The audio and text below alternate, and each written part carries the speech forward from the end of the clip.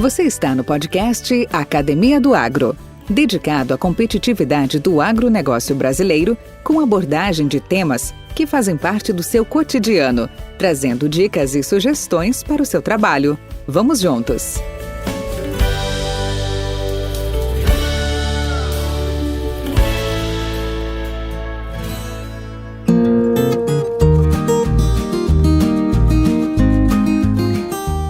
Antigamente, as carnes costumeiramente se dividiam em carne de primeira e carne de segunda, mas essa designação já caiu por terra. O consumidor brasileiro está ficando cada vez mais exigente quando o assunto é consumo de carnes. Mesmo com pandemia e crise econômica, ele não deixou de buscar cortes cárneos com qualidade e características superiores. Existe, portanto, um grande espaço para crescimento que precisa ser muito bem explorado pelos pecuaristas. O manejo de pastagem, os cuidados genéticos, o acompanhamento do ganho de peso passaram a ser imprescindíveis e onde passamos a estabelecer um novo conceito da fazenda ao prato, pois é preciso controlar a qualidade na cadeia inteira e pesquisar incessantemente.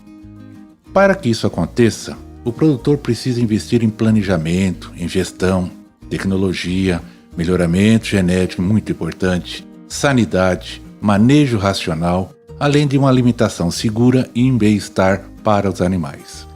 Todo esse cuidado iniciado lá no campo faz com que o produto final seja uma carne diferenciada, com as qualidades sensoriais desejadas pelos paladares mais exigentes.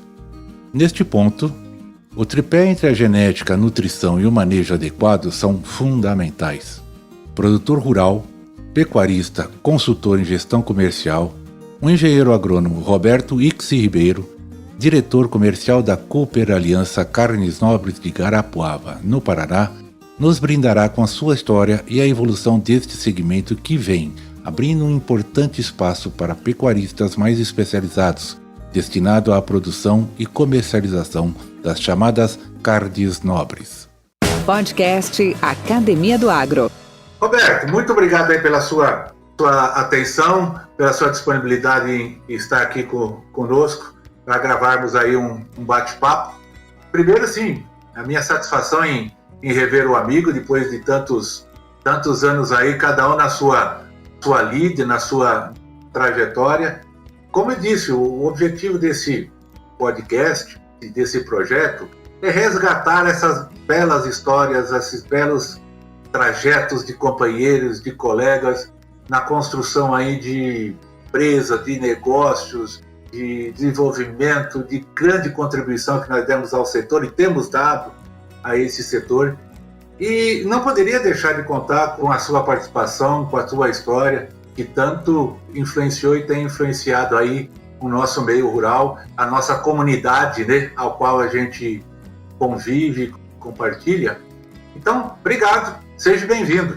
Oi, Valdir, eu é que agradeço, né? Achei assim essa ideia aí tua maravilhosa e como você bem colocou, todos nós assim temos uma boa história para contar, né?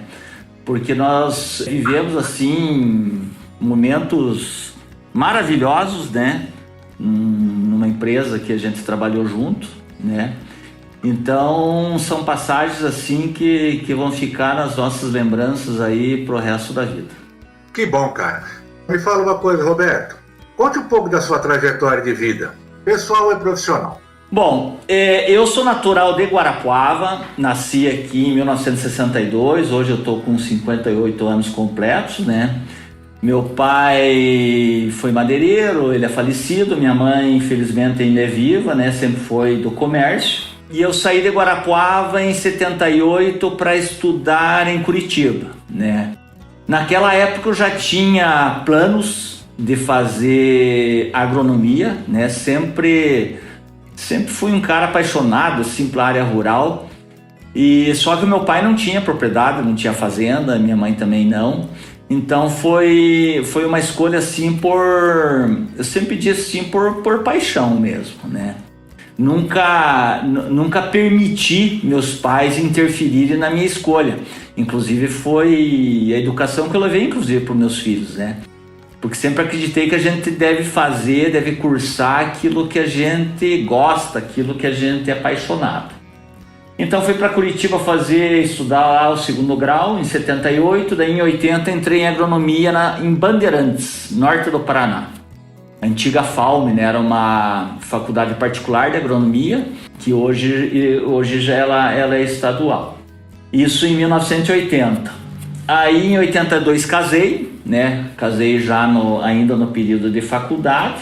Formei em 84 e o meu primeiro emprego logo após a formatura foi a Herbitecnica. Era uma empresa que atuava na área química e depois com as fusões ela fez uma fusão com a Defensa, que hoje faz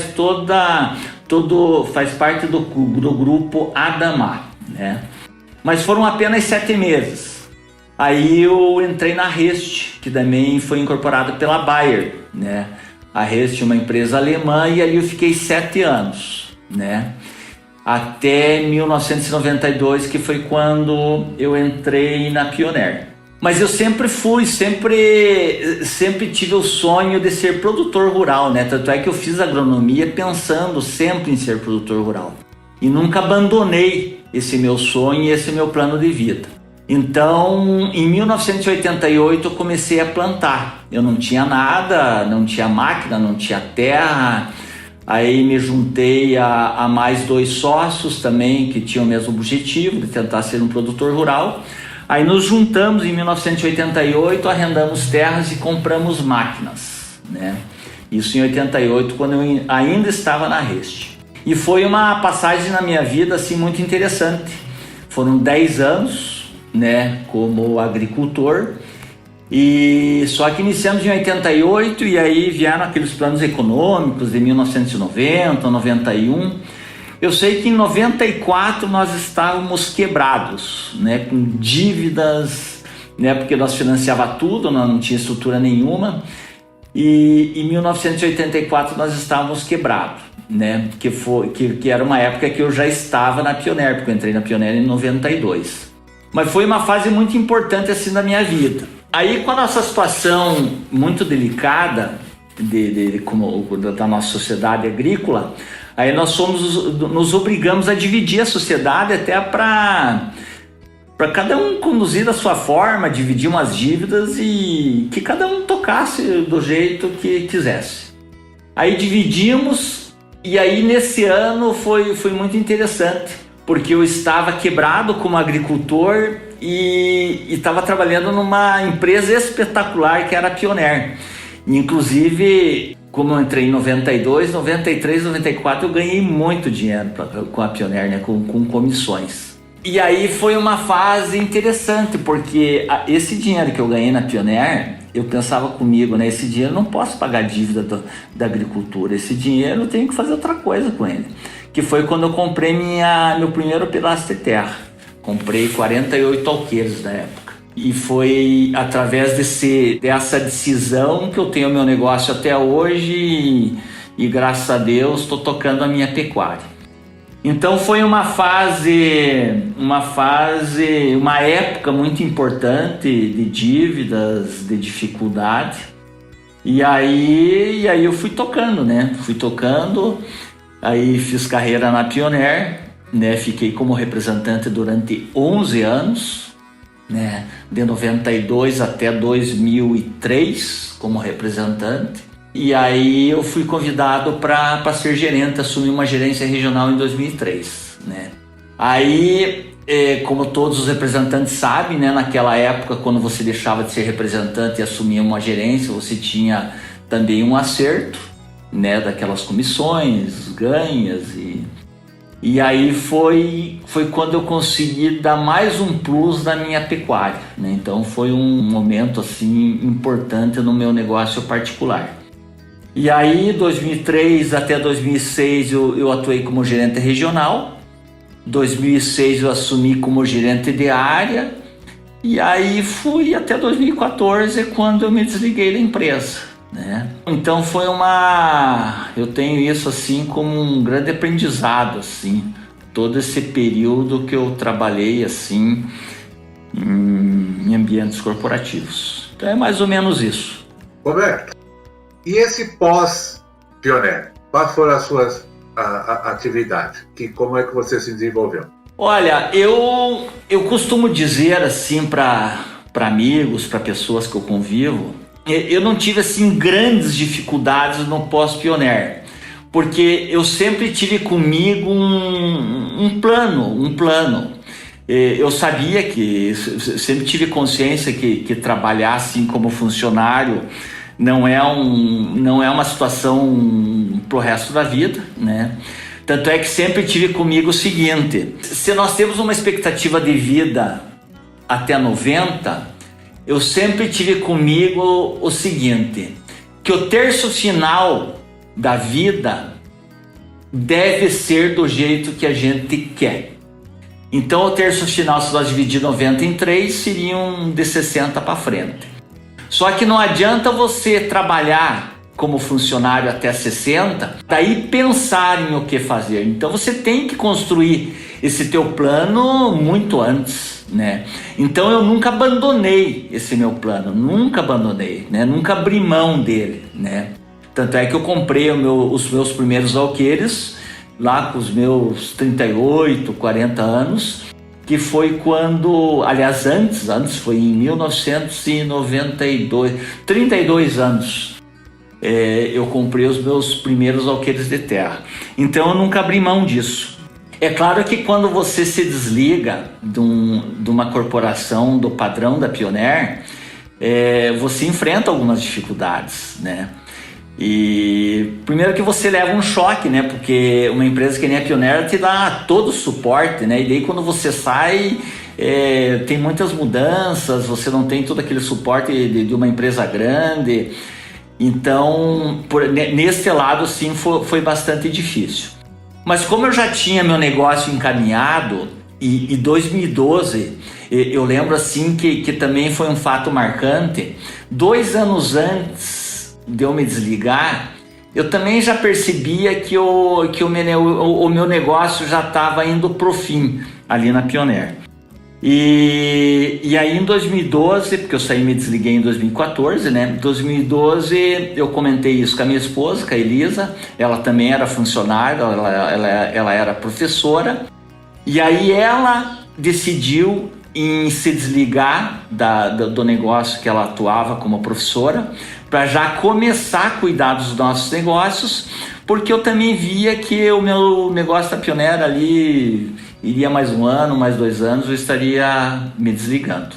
E aí foi quando aconteceu a minha saída em 2014. Aí eu tive um outro momento assim que marcou na minha trajetória profissional, que foi quando eu comecei um MBA em gestão comercial na Fundação Getúlio Vargas, em 2013, 1 ano antes de me desligar na Pioneer. E esse MBA, ele me ajudou muito no seguinte sentido, porque eu já estava ali com 50, 51 anos, com bastante experiência na área comercial.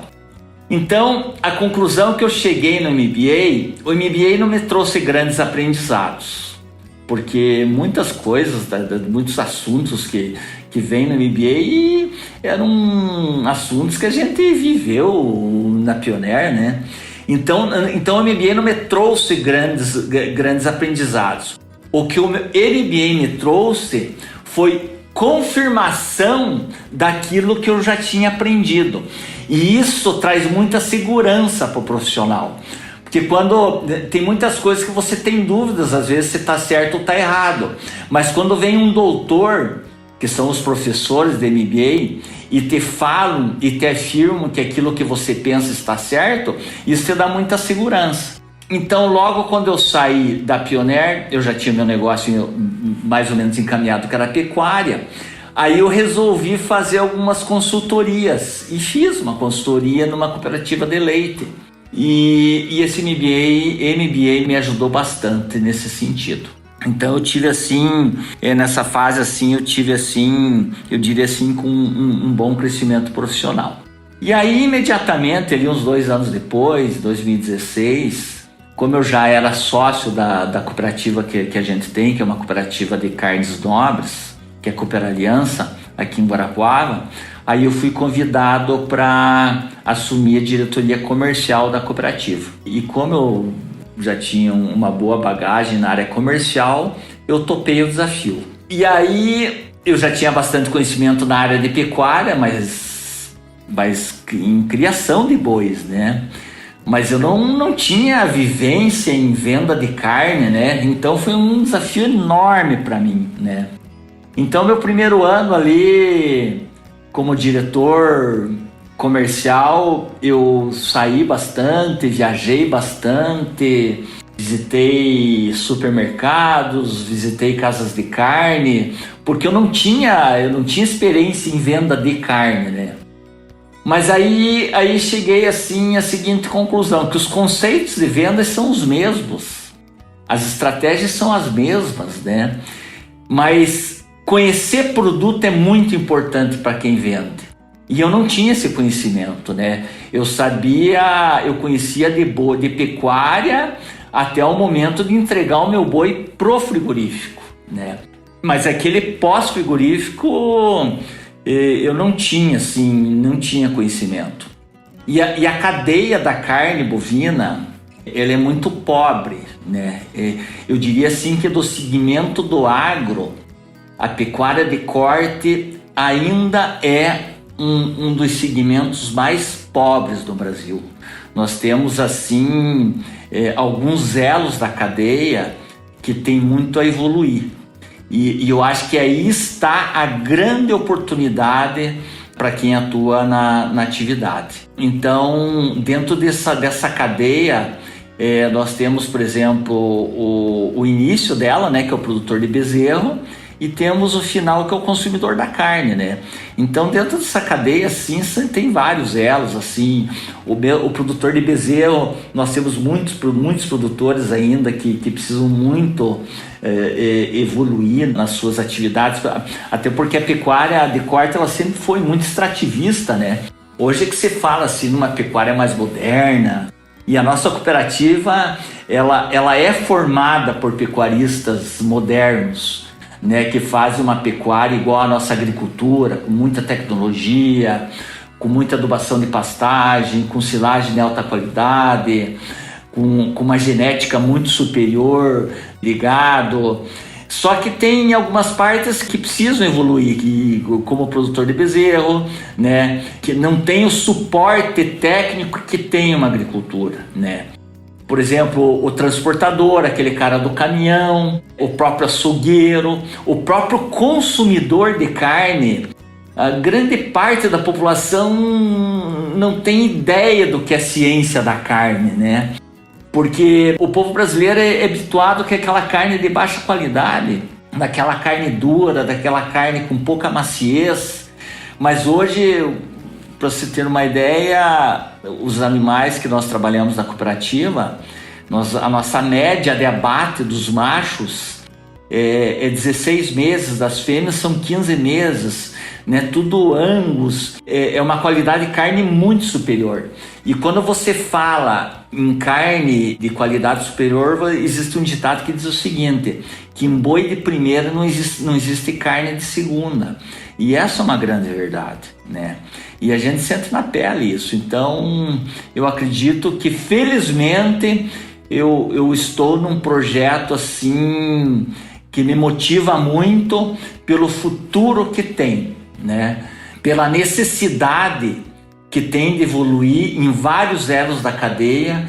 E eu acho que a gente, assim, com toda a experiência que eu tive na vida, a oportunidade de trabalhar numa empresa que nem a Pioneer, né, que me trouxe muito aprendizado na criação de demanda. Eu falo muito isso da carne, né? Não adianta chegar no supermercado e chorar pro comprador e ficando pedindo pelo amor de Deus para comprar a nossa carne. Nós temos que criar demanda da nossa carne. Mas esse aprendizado eu trouxe da Pioneer, né? Porque a Pioneer sempre foi doutora em criação de demanda, com todos os projetos que nós tivemos, né? Time de avanço, encontro de difusores, dias de campo, né? Isso o que nós fazíamos? Nós criávamos a demanda do nosso produto, né? Então, esse aprendizado eu levo até hoje aí na venda de carne. Podcast Academia do Agro. Roberto, queria te fazer uma pergunta. Assim, só para resgatar um pouco, eu quero também ainda explorar mais a questão da pecuária. Mas assim, você após 30 anos atendendo um mercado de insumos como fornecedor, atendendo fortemente a uma estrutura, uma das maiores do país, que é a estrutura cooperativista, você teve uma fase de 30 anos de estrada atendendo como fornecedor, como vendedor e gestor comercial. E agora você está como diretor comercial de uma cooperativa. O que você descobriu de novo? O que te surpreendeu nesse comparativo? A primeira diferença que existem nas organizações cooperativistas é o modelo de gestão. Porque a cooperativa, ela não é uma empresa pública, mas ela também não tem o perfil de uma empresa privada. Porque a cooperativa ela é formada por cooperados, que são sócios da cooperativa, e são esses cooperados que aprovam, né, os balanços e elegem diretorias. Então, nas cooperativas também tem um pouco da política. E aí que se torna diferente. Nas empresas que a gente trabalhou, tipo a Pioneer, também tem essas similaridades, tipo assim, porque o gestor de uma multinacional também tem que prestar conta para os acionistas. Então, seria mais ou menos assim. Mas nas cooperativas, algumas delas já estão bem evoluídas, algumas delas ainda têm a evoluir. Mas o que eu quero dizer com isso? As cooperativas, elas foram criadas para resolver o problema do cooperado, né? Qual que é o conceito da cooperativa? Vamos nos juntar, nós produtores, para nós organizarmos a nossa produção e vender, né? Então, o olhar da cooperativa sempre é para dentro da casa, muito preocupada com o cooperado, com pouco olhar para o cliente, diferente de uma grande empresa privada. A empresa privada, ela olha muito para o cliente, né, para vender o seu produto e, às vezes, até com pouco olho para quem produz. Por exemplo, vou usar agora um exemplo dentro do nosso negócio da carne. Se você pegar um frigorífico normal, ele olha muito para o cliente e quem acaba pagando a conta é o produtor. Então, tipo assim, eu preciso vender minha carne a tanto. Então, ele vende a carne a tanto e quem paga essa conta é o pecuarista, né? E a cooperativa, no nosso negócio de carnes, nós olhamos muito o lado do cooperado, porque tem que viabilizar o lado do cooperado. Só que esse produto também tem que ser vendido. Então é uma gestão diferente nisso. Você tem que ter dois olhares com as mesmas forças, tanto para quem produz e olhando sempre para quem você vende. Então, nessa gestão diferente é que se criaram grandes lideranças no Paraná, que são os líderes que estão à frente de grandes cooperativas, né?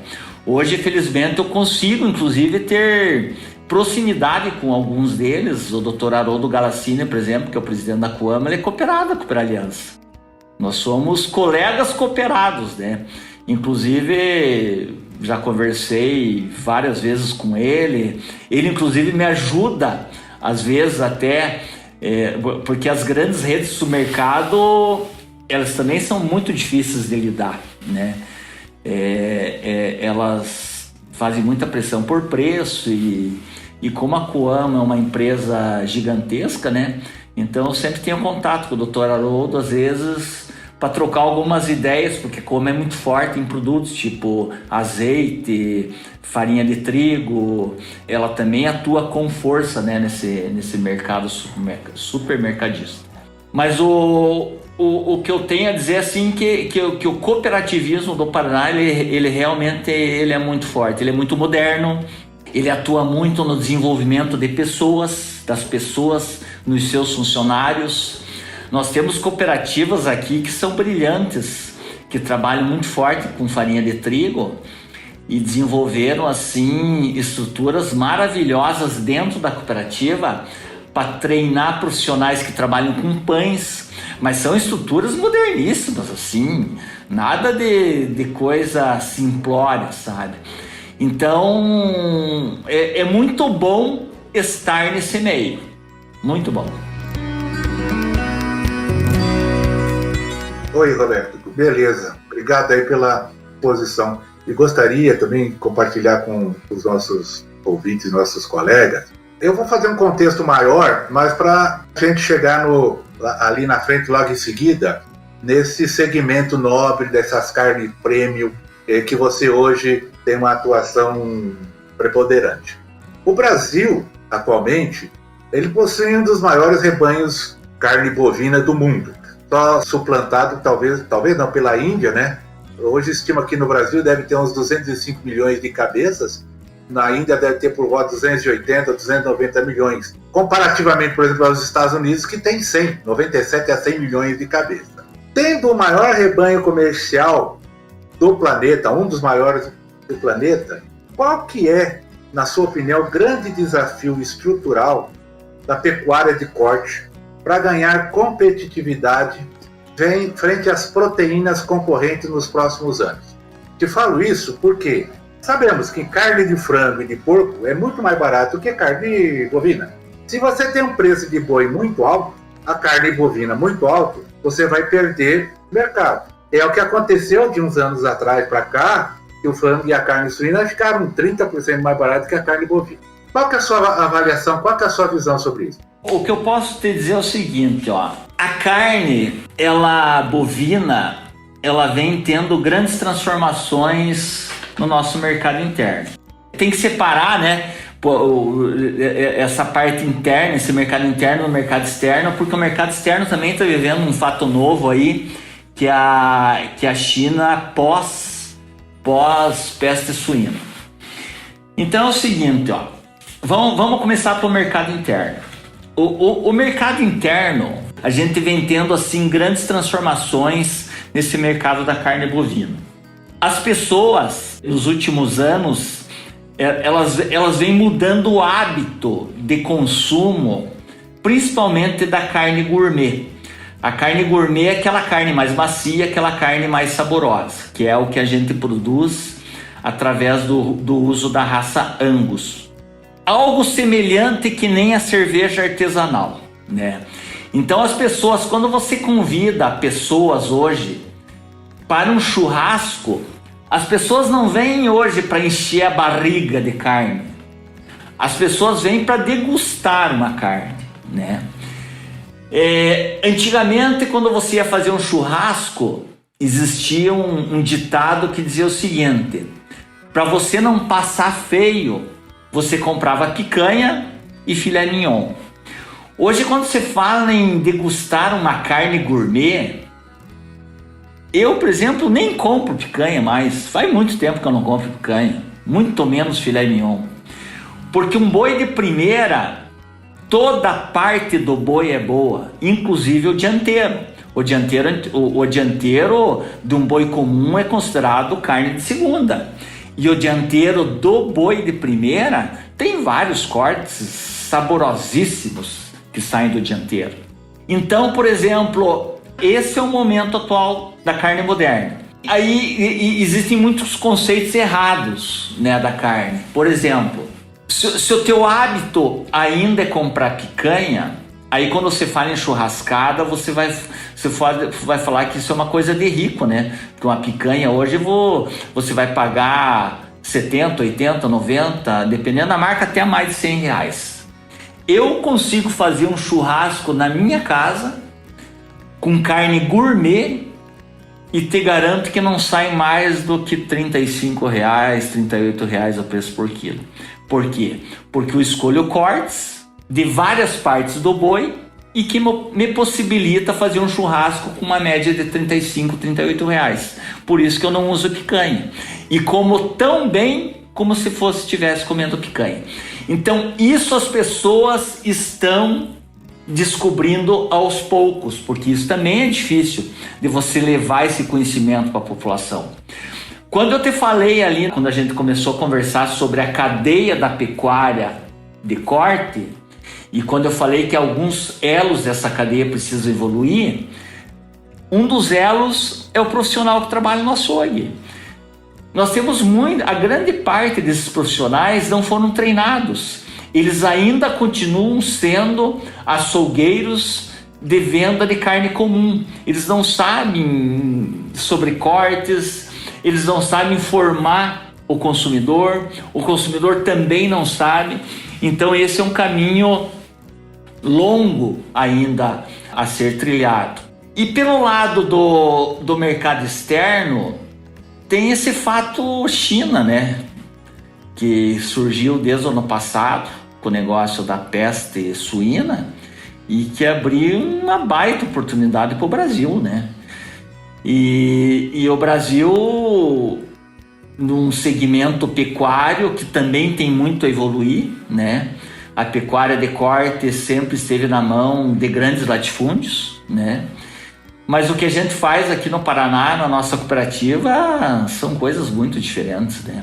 Só para você ter uma ideia, eu, por exemplo, o meu negócio particular, a minha pecuária, esse ano eu estou pronto para fazer 900 bois. São quase 1.000 bois, né, no ano.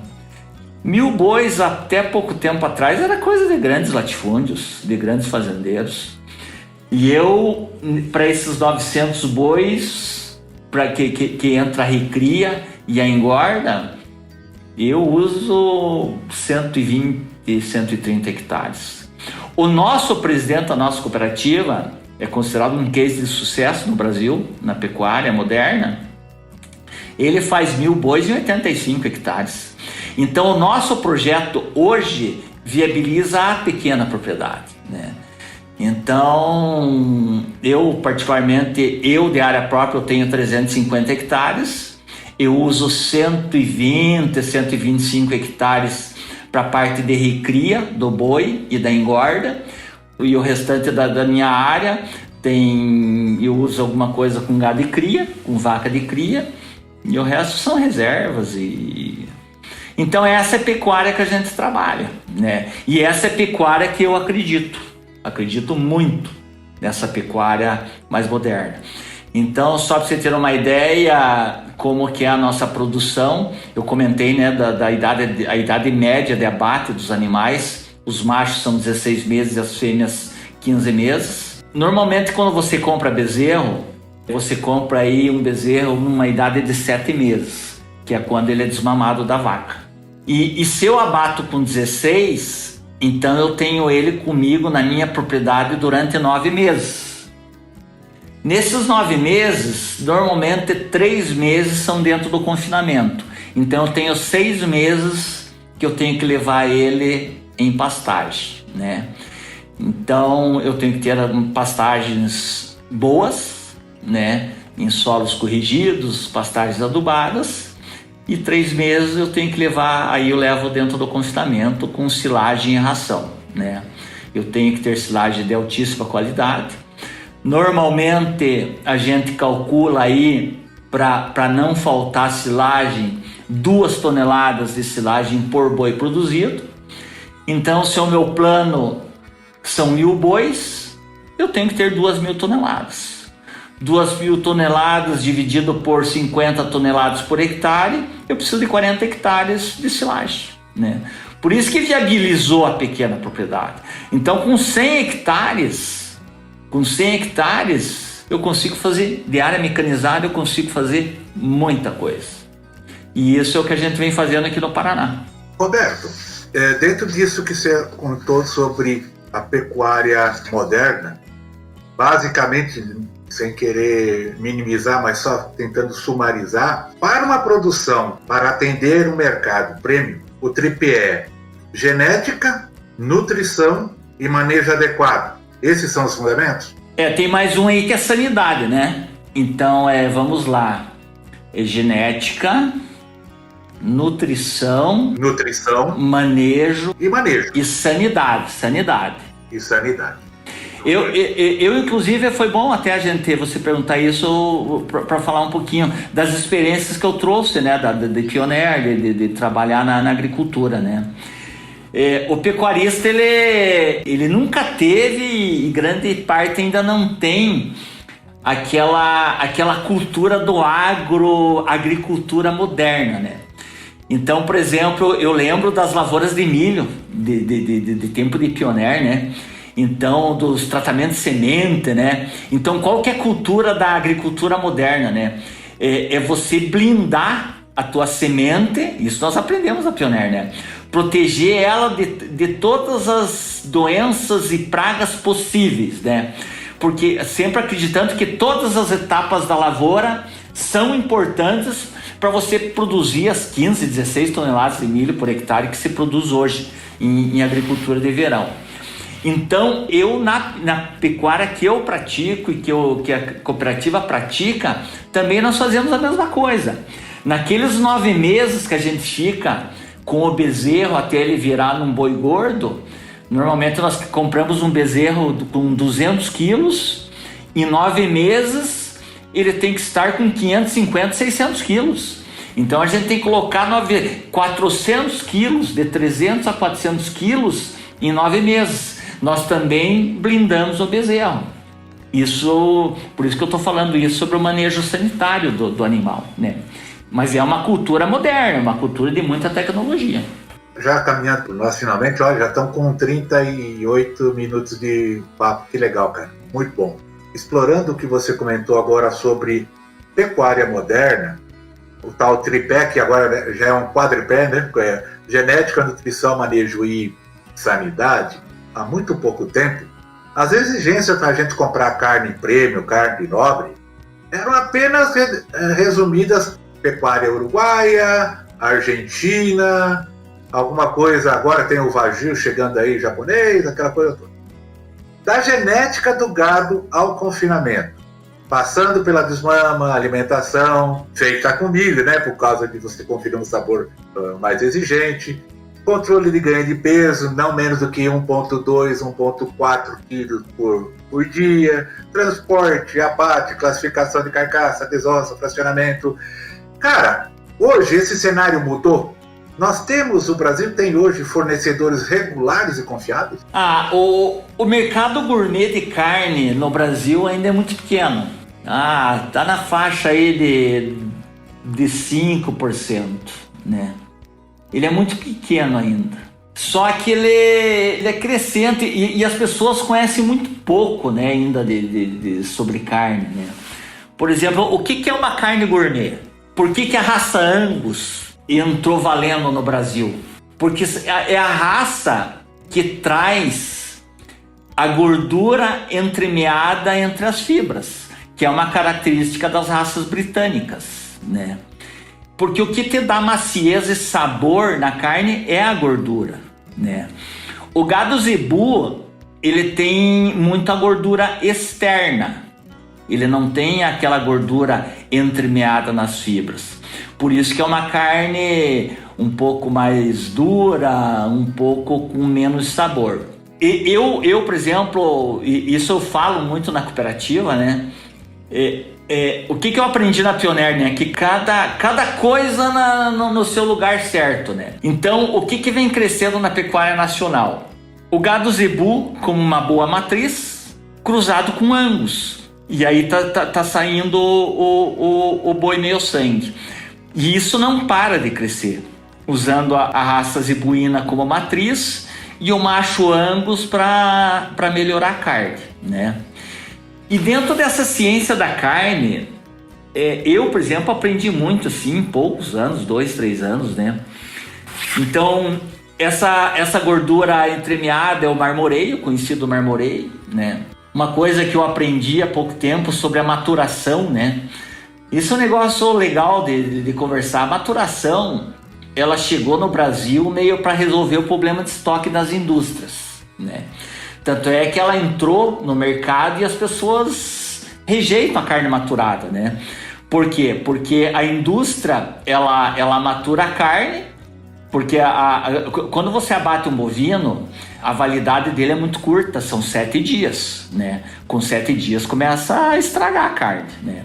Então, ou você congela ou você matura, né? E aí que entrou a tecnologia da maturação. Só que quando você vai no mercado e compra uma carne maturada com 40 dias, aquela carne está quase estragando, né? Até o cheiro dela é ruim. Então a maturação ela começou a ser rejeitada pelo consumidor. Só que a maturação boa, é aquela maturação que você faz na geladeira. Essa é uma parte legal de contar. Então, por exemplo, se você compra uma carne, um corte, qualquer corte aí do contrafilé, um bife de chouriço, tão conhecido bife de chouriço, se você pedir pro cara do açougue te embalar a vácuo e você traz para casa e deixa na geladeira ali naquela bem próxima, naquela gaveta bem próxima ao congelador, se você deixar por 15 dias ela ali, ela vai maturar. O que é maturar a carne? É tornar ela mais saborosa e mais macia, né? Então, nós temos muito a aprender ainda sobre a ciência da carne. E o que é a maturação? Na área veterinária, eles chamam, existe um nome técnico que chama-se de rigor mortis. O que é o rigor mortis? Quando um mamífero morre, isso vale inclusive para o ser humano, as fibras elas se contraem. Por isso que um cadáver animal, seja lá o que for, ele fica duro logo após a morte, porque as fibras se contraem. E aí, com o passar do tempo, através de reações bioquímicas da própria carne, as fibras começam a se soltar, né? Então a maturação ela é isso, né? É você deixar a carne por um período armazenado para essas fibras se soltarem. Por isso que a carne fica mais macia e mais saborosa. Só que no caso da indústria eles deixam muito tempo, eles deixam 40 dias para uma situação de estocagem, né? E em casa você pode fazer isso e aguardar ali 10 dias, 12 dias, a carne fica excepcional, muito boa. Então tem muita coisa que nós temos que evoluir ainda nessa parte de carne gourmet, né? Precisamos treinar profissionais, precisamos treinar produtores de carne, precisamos treinar consumidores e eu diria assim, nós temos grandes oportunidades aí nesse segmento de pecuária de corte. Nós ainda da cooperativa a gente só consegue atuar no Paraná, né? Porque o nosso frigorífico o nosso abate é tudo terceirizado. E nesse frigorífico que a gente abate, nós não conseguimos vender fora do estado, porque para vender fora do estado tem que ter inspeção federal e esse frigorífico não tem. O nosso frigorífico que está em fase final de construção, esse vai ter a inspeção federal, que é o CIF. Aí a gente vai conseguir vender fora do estado e quem sabe encontrar os amigos aí em grandes churrascadas. Inclusive você aí em Rio Verde. Obrigado, Roberto. Essa foi um fechamento excelente, né? O convite para uma churrascada, premiada aí com a carne nobre, prêmio gourmet da Cooper Aliança ou do amigo Roberto Ribeiro. Ribeiro, muito obrigado pela sua participação. Como você mesmo disse, o assunto ele é envolvente, há muitos aspectos ainda a serem desenvolvidos, não só no sistema de produção, mas também até no conhecimento, né? Então eu queria te agradecer muito por essa oportunidade e deixar aí a sua última mensagem para nós. Eu queria agradecer, Valdir, é muito bom falar das coisas, né? Do trabalho que a gente faz e eu me considero assim uma pessoa assim realizada por tudo que eu consegui fazer na vida, né? Adoro os meus amigos do grupo Ex-Pioneer aí. Acho que a gente, só ganhou, né? Nessa fase aí que a gente esteve junto e acho que ainda teremos grandes momentos junto aí, se Deus quiser. Grande abraço a todos aí. Valeu, Robertão. Abraço para você. Com temas expressivos e dinâmicos, esse intercâmbio semanal visa oferecer um melhor desenvolvimento em suas habilidades profissionais e nas atividades e práticas do seu cotidiano. Somos da Academia do Agro, o podcast para todos aqueles apaixonados pelo agronegócio. Te aguardamos no próximo episódio. Até lá!